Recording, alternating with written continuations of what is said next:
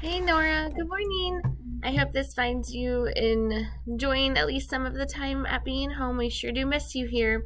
I wanted to show you some of the rough drafts that your friends and Miss R did yesterday for the animals. I sent home a piece of paper and some construction paper with you to kind of construct your animal. And these are just our rough drafts. We're doing our final drafts today.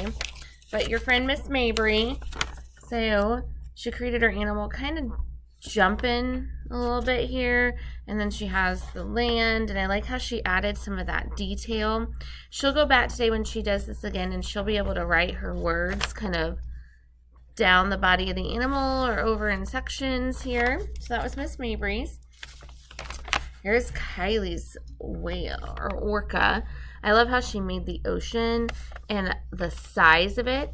It's supposed to be big. Okay, so not super tiny like right here and everything. She made it fit the page. She made it look good. She has the white detailing on it. I love it. And then we have Miss R's cute little squirrel. See how she cut out the whole body in this gray color, but then she went back and added in some details that the squirrel might have. Little white belly, little net, saving for the winter there, his eyeball and things like that. And then she can add background as she goes.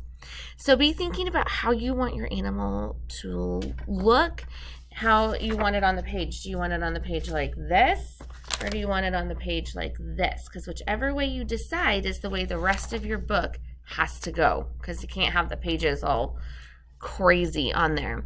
Also think about, what is your animal's superpower? What does it do to survive in the wild? We discovered the other day that like a lion has claws, and they use those claws and those strengths to survive. Okay? Can't wait to see it. Bye, Miss Nora.